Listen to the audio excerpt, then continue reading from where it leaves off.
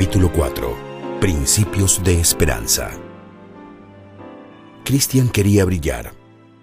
Ambicionaba iluminar al mundo con su resplandor, ser aplaudido, aclamado y homenajeado.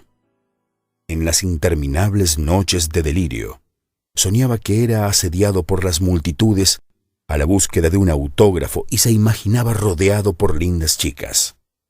Se veía sonriendo a las cámaras, deslumbrado por las luces y saludando a sus admiradores. Su sueño se hizo realidad, pero el deslumbramiento duró poco. Fue una estrella fugaz, tragada por la oscuridad y consumida por la brevedad del tiempo. ¿Cuántas estrellas como Cristian brillan en esta vida? Unas más, otras menos. Aplaudidas, aclamadas, casi idolatradas. El tiempo elimina su brillo y a veces ni siquiera sobran recuerdos. La tragedia de Cristian fue creer que podía brillar sin respetar fronteras ni límites. Pensó que podía volar como un águila sin tener alas o bucear durante horas como un delfín siendo apenas un hombre. «Soy más yo», acostumbraba decir. Y vivió sin respetar las reglas de la vida. Abajo las prohibiciones. Cada uno decide lo que es bueno para sí. Hagamos el amor y no la guerra.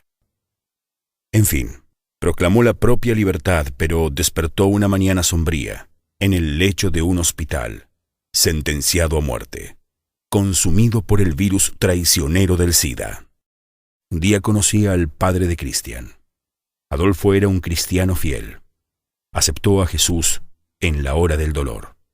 Abrió su corazón a Dios, buscando remedio para su hijo amado. Oró mucho, clamó al Señor esperando un milagro. El propio Cristian abrió el corazón y arrepentido le pidió perdón a Dios por la forma desastrosa en que administraba la vida. Pero la muerte llegó implacable, cabalgando sobre el tiempo. A 2 años de la muerte de su hijo, Adolfo todavía se preguntaba, ¿por qué Dios no restauró la salud de Cristian? ¿Él no es amor? ¿Dónde están sus promesas de perdón y redención? Adolfo necesitaba entender la dimensión del carácter protector de Dios. Nadie ama como Él. Los padres humanos cuidan de sus hijos pequeños y los protegen cuando corren en una calle llena de tráfico o cerca de una vía de tren. Para los niños no existe el peligro. Ellos no tienen conciencia de los riesgos. Por causa de esto, los padres, con bastante frecuencia, establecen reglas. Hijo, aquí no. Allí es peligroso. Solamente puedes jugar en este espacio. No cruces la calle sin mirar hacia los 2 lados. Reglas, ¿entiendes? Ellas no existen para cohibir la libertad. Son en realidad una expresión de amor. Los padres aman a los hijos, y justamente por eso, desean verlos crecer sanos y salvos. Anhelan conservarlos seguros y protegidos. La misma cosa sucede entre Dios y el ser humano. Llevados por sus instintos, sus hijos se crean problemas a sí mismos, y Dios, que los ama, establece reglas para mostrarles el camino seguro con el propósito de evitarles dolores y sufrimientos. La ley es una cerca protectora del amor de Dios. Constantemente encuentro cristianos maravillosos que creen que los mandamientos de Dios fueron dados para personas del Antiguo Testamento. Ellos imaginan que las ordenanzas divinas no se aplican más a quienes vivimos bajo su gracia. Por otro lado, existen cristianos que creen que pueden alcanzar la salvación por guardar mandamientos. ¿Cuál es el punto de equilibrio? El tema de la ley y la gracia parece contradictorio. Sin embargo, no es lógico colocar la ley de Dios contra su gracia. Dios es el autor de la ley y también la fuente de la gracia, y en Él no existe contradicción. ¿Por qué los adventistas del séptimo día hablan tanto de la ley?, me preguntó Adolfo un día, mientras conversábamos acerca de los resultados de la salvación en la vida del cristiano. No solamente los adventistas del séptimo día, le respondí. La ley es mencionada 223 veces en el Nuevo Testamento, mientras que la gracia es mencionada apenas 184 veces. No existiría la gracia si no existiese la ley. Las dos nacieron en la mente divina. ¿De veras? El apóstol Pablo declara que, en lo que atañe a la ley, ésta intervino para que aumentara la transgresión. Pero allí donde abundó el pecado, sobreabundó la gracia, a fin de que así como reinó el pecado en la muerte, reine también la gracia que nos trae justificación y vida eterna por medio de Jesucristo nuestro Señor. Romanos, capítulo 5, versículos 20 y 21. La expresión donde abundó el pecado sobreabundó la gracia. ¿Necesita alguna explicación adicional? La gracia es la solución para el pecado. ¿Por qué el pecado haría sobreabundar la gracia? Jesús murió en la cruz para salvar al pecador arrepentido. El pecado manifestó la gracia. Jesús jamás habría muerto si no existieran pecadores que necesitan la salvación. Eso es lo que declara el apóstol Pablo. A la verdad, como éramos incapaces de salvarnos, en el tiempo señalado, Cristo murió por los malvados. Difícilmente habrá quien muera por un justo, aunque tal vez haya quien se atreva a morir por una persona buena. Pero Dios demuestra su amor por nosotros en esto, en que cuando todavía éramos pecadores, Cristo murió por nosotros. Romanos, capítulo 5, versículos 6 al 8. La existencia del pecado demandó la gracia. Usted me está confundiendo, me interrumpió Adolfo. ¿Por qué dice que la ley y la gracia son parte del mismo evangelio? La explicación es simple. La ley tiene un lugar específico y la gracia también. No podemos confundir las cosas. La ley tiene la función específica de mostrar el pecado, no de salvar. Por tanto, nadie será justificado en presencia de Dios por hacer las obras que exige la ley. Más bien, mediante la ley cobramos conciencia del pecado. Romanos, capítulo 3, versículo 20. Ese versículo es claro. Mediante la ley cobramos conciencia del pecado. Nadie jamás será justificado por las obras. La ley no tiene la función de salvar. Quien guarda los mandamientos creyendo que está obteniendo algún mérito para ganar la salvación, está completamente engañado. La ley no salva. Entonces, ella solamente muestra el pecado. El apóstol Pablo repite ese concepto una y otra vez. ¿Qué concluiremos? ¿Que la ley es pecado? De ninguna manera. Sin embargo, si no fuera por la ley, no me habría dado cuenta de lo que es el pecado. Por ejemplo, nunca habría sabido yo lo que es codiciar si la ley no hubiera dicho, no codicies. Romanos, capítulo 7, versículo 7. Entonces usted está de acuerdo conmigo en el hecho de que la ley nos salva. Estoy de acuerdo 100%. La Biblia es enfática al enseñar que somos salvos únicamente por la gracia de Jesús. Porque por gracia ustedes han sido salvados mediante la fe. Esto no procede de ustedes, sino que es el regalo de Dios, no por obras, para que nadie se jacte. Efesios, capítulo 2, versículos 8 y 9. A esta altura de la conversación, yo podía ver un brillo de alivio en los ojos de Adolfo. Se alegró de comprobar que su creencia en relación con la salvación era bíblica. Entonces, concluyó convencido. Si somos salvos por la gracia, ya no necesitamos guardar la ley. Vamos a ver si el apóstol Pablo piensa lo mismo. ¿Qué concluiremos? ¿Vamos a persistir en el pecado para que la gracia abunde? De ninguna manera. Nosotros, que hemos muerto al pecado, ¿cómo podemos seguir viviendo en él? Romanos, capítulo 6, versículos 1 y 2. En ese pasaje dice que no debemos permanecer en el pecado, pero no habla de la ley. ¿Y qué es el pecado? Todo el que comete pecado quebranta la ley. De hecho, el pecado es transgresión de la ley. Primera de San Juan, capítulo 3, versículo 4. Si no hubiera ley, no habría pecado entonces. ¿De qué nos salvaría Jesús? Por lo tanto, la gracia nos libra del pecado, pero no anula la ley. Adolfo parecía confuso pero interesado. Él tenía la Biblia abierta en la mano y mientras yo leía el último versículo buscó otro y antes de leer dijo: el apóstol Pablo enseña que el mandamiento, es decir, la ley, solo trae muerte. Mire aquí. Pero el pecado, aprovechando la oportunidad que le proporcionó el mandamiento, despertó en mí toda clase de codicia. Porque aparte de la ley, el pecado está muerto. En otro tiempo yo tenía vida aparte de la ley, pero cuando vino el mandamiento, cobró vida el pecado, y yo morí. Romanos, capítulo 7, versículos 8 y 9. ¿Ve? Cuando vino el mandamiento, cobró vida el pecado, y yo morí. Querido Adolfo, la Biblia necesita ser entendida como un todo.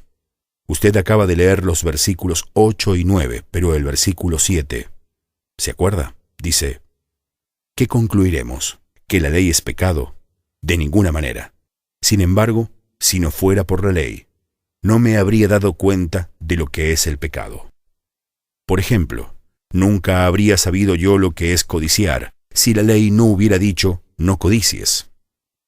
El apóstol Pablo está hablando de la función de la ley y en los versículos que usted leyó, él amplifica la idea de que no tendría conocimiento del pecado si no fuese por causa de la ley.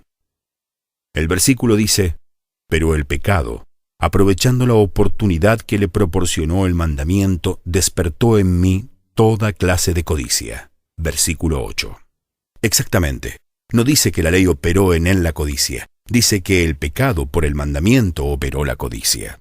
Es decir, fue el mandamiento lo que hizo que tomara conciencia de su situación pecaminosa al mostrarle el pecado. ¿Y por qué dice, porque aparte de la ley el pecado está muerto? Versículo 8. Porque si no hubiese ley, no habría conocimiento del pecado, y el pecador se consideraría inocente. Adolfo volvió a leer el texto. Deseaba entender. Quería asimilar cada palabra. Yo continué. Usted leyó los versículos 8 y 9. ¿Por qué no leemos los siguientes? Ellos aclaran más lo que el apóstol Pablo dijo. Se me hizo evidente que el mismo mandamiento que debía haberme dado vida me llevó a la muerte, porque el pecado se aprovechó del mandamiento, me engañó, y por medio de él me mató. Concluimos, pues, que la ley es santa, y que el mandamiento es santo, justo y bueno. Pero entonces, ¿lo que es bueno se convirtió en muerte para mí? De ninguna manera. Más bien fue el pecado lo que, valiéndose de lo bueno, me produjo la muerte. Ocurrió así para que el pecado se manifestara claramente, o sea, para que mediante el mandamiento se demostrara lo extremadamente malo que es el pecado. Romanos, capítulo 7, versículos 10 al 13. Déjeme leer otra vez, pidió. Su cabeza trabajaba a toda máquina. Él tenía una mente inquisitiva, pero era sincero y no podía negar lo que los ojos leían.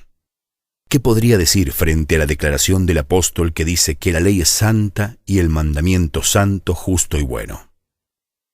De todos modos, él dijo: pero aquí no habla de Éxodo 20, sino de la voluntad de Dios. Los mandamientos de Dios fueron clavados en la cruz del Calvario. Entonces, veamos lo que Jesús dijo. No piensen que he venido a anular la ley o los profetas. No he venido a anularlos, sino a darles cumplimiento. Les aseguro que mientras existan el cielo y la tierra, ni una letra, ni una tilde de la ley desaparecerán hasta que todo se haya cumplido. San Mateo, capítulo 5, versículos 17 y 18. Adolfo reaccionó inmediatamente. Lea la última frase. Hasta que todo se haya cumplido. Y todo se cumplió en la cruz. El apóstol Pablo dice que Cristo vino a anular la deuda que teníamos pendiente por los requisitos de la ley. Él anuló esa deuda que nos era adversa, clavándola en la cruz. Desarmó a los poderes y a las potestades, y por medio de Cristo los humilló en público al exhibirlos en su desfile triunfal. Así que nadie los juzgue a ustedes por lo que comen o beben, o con respecto a días de fiesta religiosa, de luna nueva o de reposo. Todo esto es una sombra de las cosas que están por venir. La realidad se halla en Cristo. Colosenses, capítulo 2, versículos 14 al 17. Después de leer, Adolfo se quedó mirándome. Una parte de esa declaración de Pablo, él anuló esa deuda que nos era adversa, clavándola en la cruz. Parecía definitiva para mostrar que la ley había llegado al final en la cruz. Yo también lo miré con amor y continué. Vamos a analizar lo que el apóstol Pablo dice.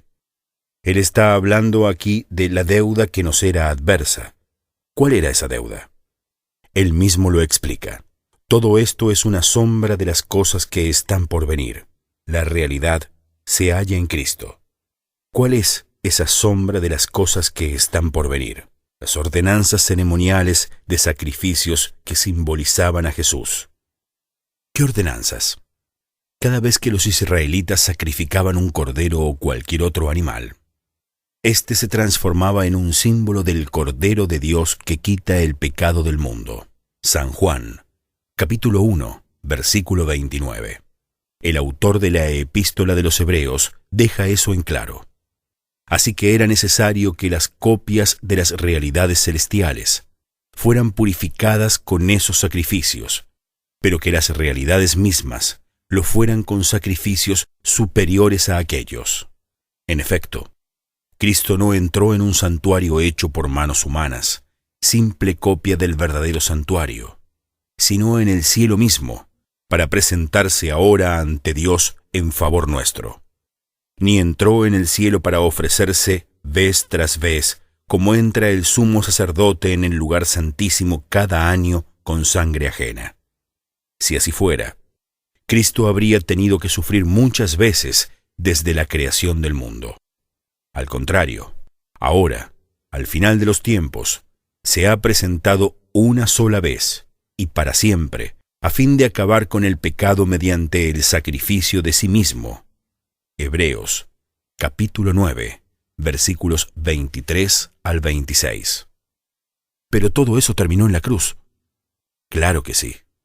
Los escritos de ordenanzas que Jesús clavó en la cruz fueron las ordenanzas referentes a esos sacrificios y otras ceremonias propias del pueblo de Israel.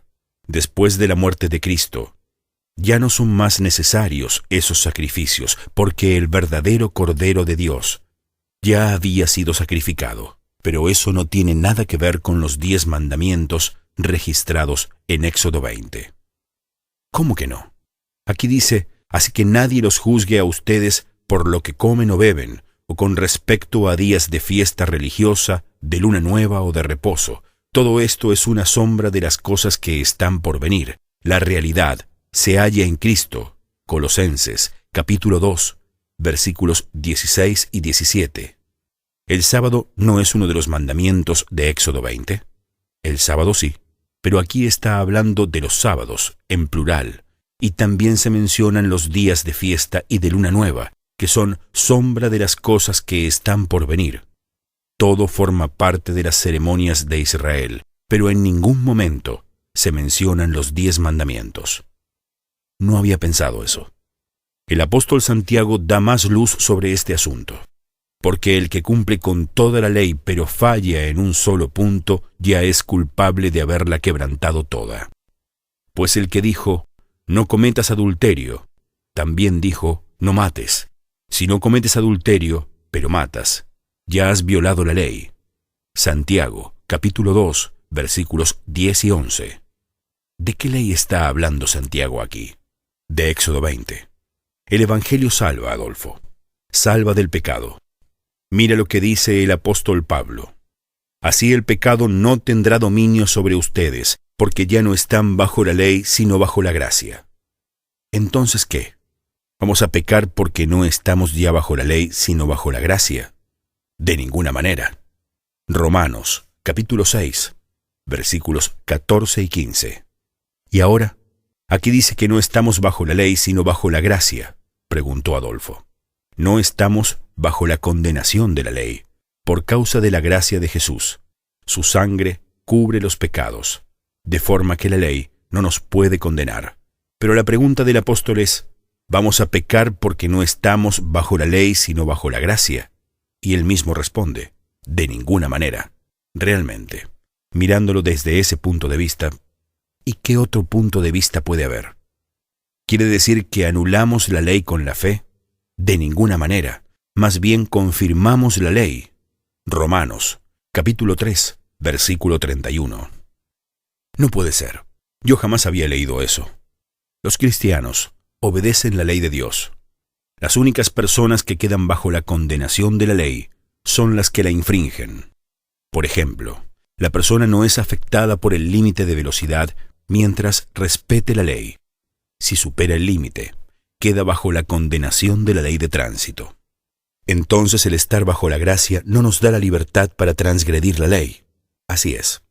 Adolfo parecía sorprendido. El Espíritu de Dios trabajaba en el corazón y él aceptaba esa obra. El punto no era quién estaba en lo correcto y quién estaba errado. No era quién ganaba o quién perdía. Era un asunto de vida, porque la vida cristiana es una experiencia constante de crecimiento. Crecer involucra aprendizaje, pero para aprender es necesario salir del terreno conocido y nadar en las aguas de lo desconocido. Eso naturalmente provoca temor. Tal vez por eso, mucha gente prefiere no crecer. Con Adolfo era diferente. Él deseaba aprender y por eso me hizo esta última pregunta. Las cosas que usted dice son lógicas, pero ¿qué me dice acerca de la epístola de los Gálatas? El apóstol Pablo ¿no da en ella la impresión de estar contra la ley? Yo sé que esa epístola es controvertida. Existen cristianos que creen encontrar en ella argumentos para probar que la ley no tiene más validez. Exactamente.